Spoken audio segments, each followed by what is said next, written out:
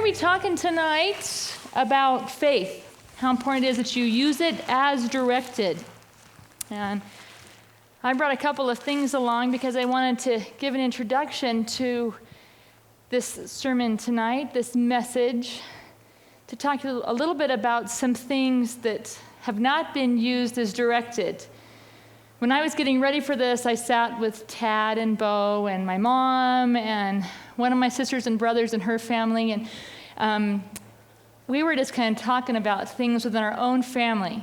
So these examples I'm going to give are from my family, things that have been used not as directed. And you know, when you don't use things as directed, there's typically consequences. And I hope these will kind of help us realize when we get into the message about faith used as directed, how important it is that we're using our faith as directed. So, pledge. Lemony fresh. However, when you are in a hurry to get out of the house, this is not a great hairspray. Remember when everything was aerosol? Okay, there's this old wives' tale that if you're pregnant and about ready to go into labor and you want to induce labor, a couple of tablespoons of castor oil is really great. When you misunderstand that oil or that story and you try Castrol motor oil, not so much does it help you go into labor.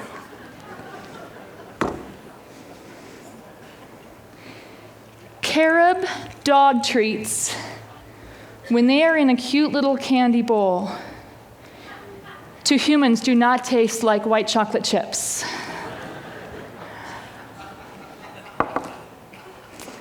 You know, men, when your wife is pregnant and you have stomach aches for a couple of months, and maybe she thinks that they are actually sympathy pains, but then finds out later that a bulk of her vitamins are gone, it's because prenatal vitamins are not for men.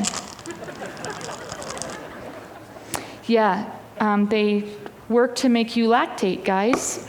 Maybe that's why your stomach's upset. You know these cute little umbrella strollers that says right in the back to be sure to take the baby out before you fold? They're serious. That is not comfortable for an infant. So those really came from my family. But I promised I wouldn't use any names to protect everyone. But then I found some products in my house, too. The instructions to my curling iron that says, "This may burn your eyes." Remember that, ladies. If you see, the warning.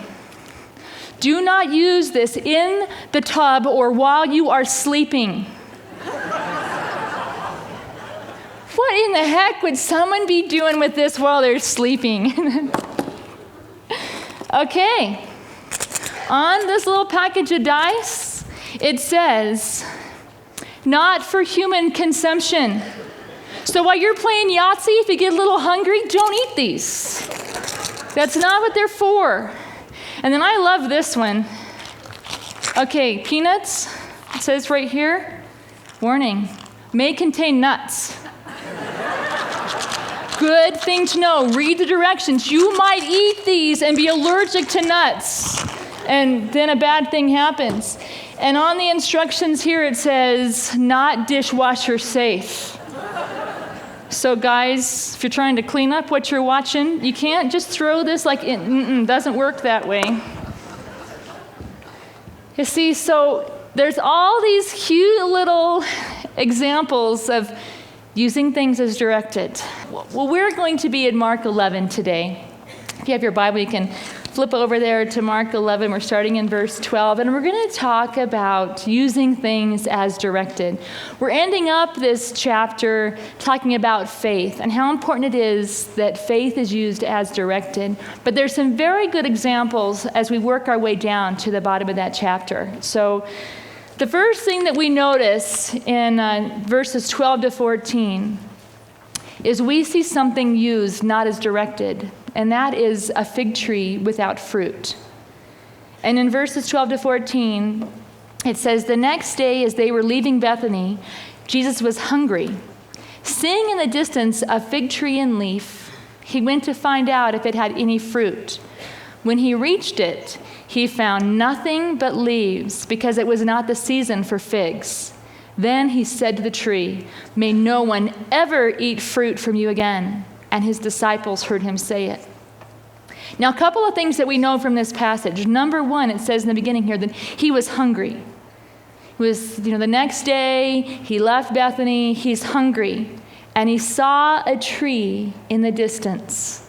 And the tree had leaves on it. It had the appearance of fruit. He sees this fig tree, it's got leaves, and we're from the Grand Valley. Many of you grow fruit trees. You know this. You know that in the springtime, trees come into leaf, and our peach trees do, and the leaves come on. You know there's going to be plants, the fruit coming on it. So the leaves have some kind of an indication that Jesus would find some kind of fruit there. And that's what he expected to find. But when he got there, there were only leaves. You see, from a distance, that tree looked really good. But looks can be deceiving. That tree was not being used as directed. It was supposed to have fruit. And I know the one thing that's kind of hard when you see this verse is you say, yeah, but it says right there it's not the season for figs.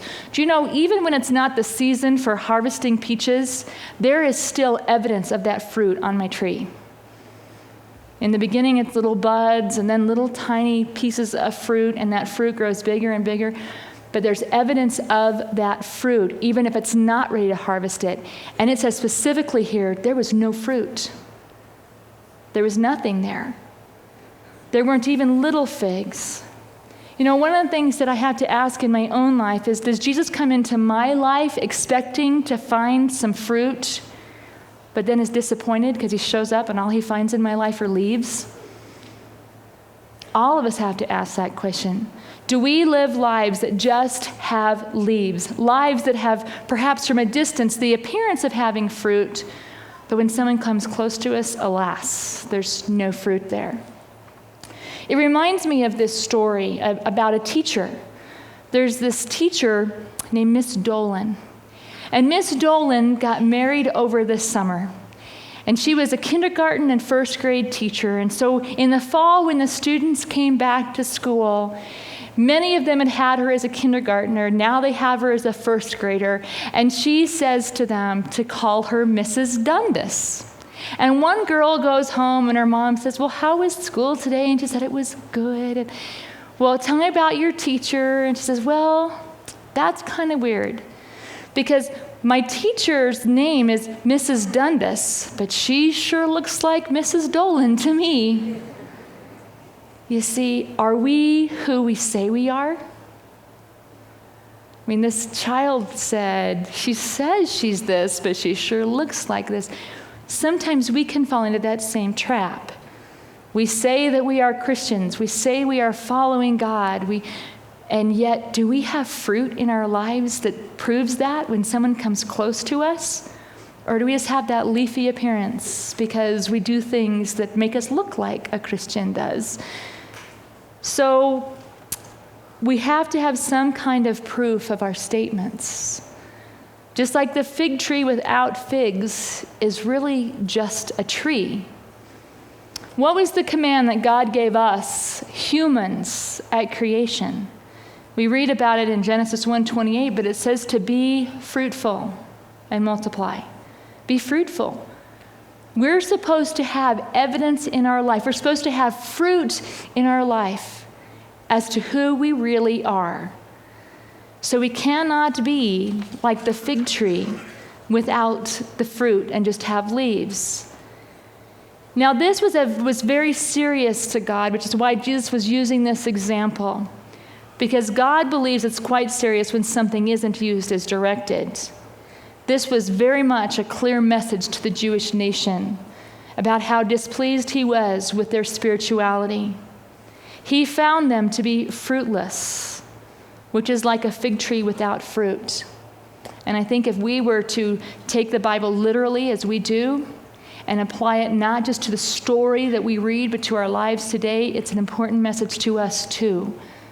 That he doesn't want us just to be leaves on a tree or a tree with just leaves, but that we should have fruit in our lives too. So there's that first example, something that was not used as directed. There was a fig tree without figs. The second example is the temple with the money changer. Temple area, and began driving out those who were buying and selling there. He overturned the tables of the money changers and the benches of those selling doves, and would not allow anyone to carry merchandise through the temple courts. And as he taught them, he said, "Is it not written that my house will be called a house of prayer for all nations? But you have made it a den of robbers." The chief priests and the teachers of the law heard this and began looking for a way to kill him, for they feared him, because the whole crowd was amazed at his teaching. And when evening came, they went out of the city. So here we have Jesus. Now he's left Bethany and come to Jerusalem. It's just within 5 miles. And he walks over here. And as was customary for him, he entered a community and comes right into the temple. Now, from a distance, don't you think as he walks into Jerusalem and sees the temple, he knows what he can expect. He knows what he's going to find there. But as he gets closer to the temple, and actually to the temple, he finds the temple being misused. It is not used as directed. It looked like the temple, but actually what Jesus found inside of it was commercialism, and money changers, and exploitation, and corruption, and injustice, and dirt, and filth, and squalor, and pride, and hypocrisy, and haughtiness. All of the exchanges that were going on inside this temple were disguised as religious, but were actually very oppressive. You see, it was Passover time. And a temple tax is taken by the temple workers at Passover when the pilgrims come into the community. And a temple tax was a specific coinage. It could not have the king's head on it because that had a graven image on it. And so if people came and did not have the specific coinage to pay their temple tax, they had to exchange the money they had for the correct coinage for the temple tax. And the money changers would charge these pilgrims that came an entire day wage just to change the money over. Now, in addition to that, there was a sacrifice required, an offering, if you will, when they came to the temple. And that offering was a dove. Well, surely you could buy a dove outside the temple, right? And bring it to the temple?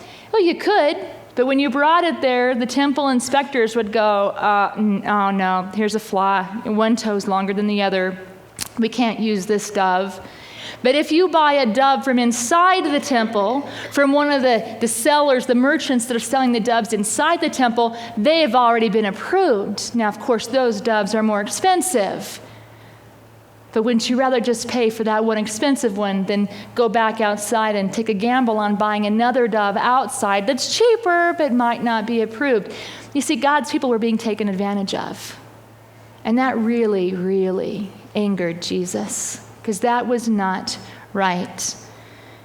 And what was even worse than being taken advantage of is that people in the temple were using religion as their reason. Well, we're only doing this because you have to have the right coinage for your temple tax. Well, we're only doing this so that your offering to God is just right and not blemished. And they're using religion to actually oppress these people and exact more money from them and be a financial burden, put a financial burden on these families. The temple was not being used as directed. Jesus said to them, "My house is a house of prayer, not a den of robbers." And he is quoting two scriptures that are prophecies from the Old Testament. In Isaiah 56:7 is the prophecy about his house being known as a house of prayer. And it says, "These I will bring to my holy mountain and give them joy in my house of prayer. Their burnt offerings and sacrifices will be accepted on my altar, for my house will be called a house of prayer for all nations." And then in Jeremiah 7:11, there is a prophecy that says, "Has this house, which bears my name, become a den of robbers to you? I have been watching, declares the Lord. You see, Jesus takes this prophecy, pulls it together, and puts it right in front of them. And that is why the teachers of the law, why the Pharisees were so unnerved by Jesus, because he knew the scriptures. And as he pulls this right in front of the people and says, the house is supposed to be this, and it was said it was going to be this, and look at what it's become. It's become exactly as the prophecy says. And the crowd's going, oh yeah, ooh, that's right. Listen to that teaching.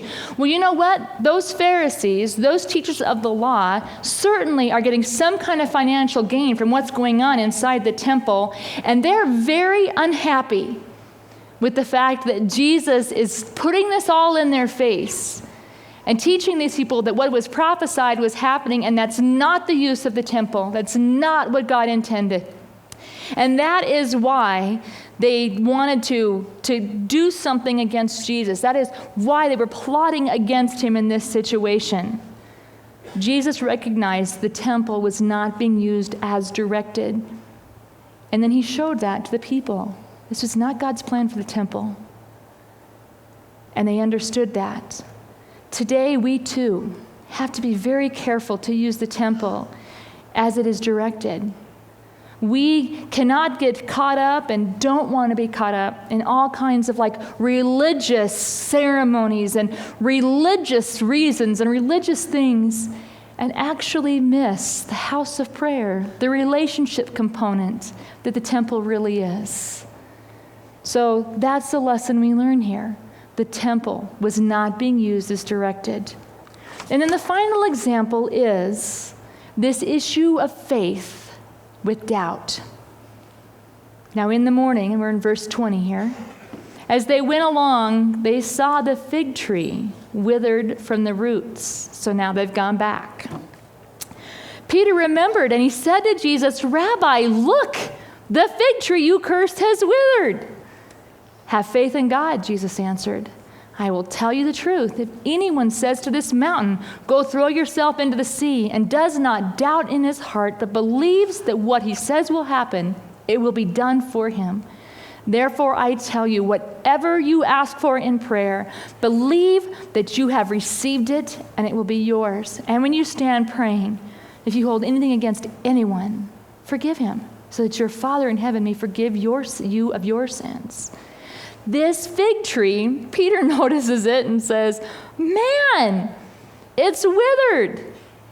It was withered down to its roots. It wasn't just that the leaves had died. This tree has withered. It had withered to the point that that tree would no longer be even able to grow leaves to deceive someone else again. That tree was withered. So what do we learn from this? After Peter says, man, that tree is withered, we learn about praying with faith. We learn what faith is. Well, let me ask a question. Is simple faith enough? Is it just faith?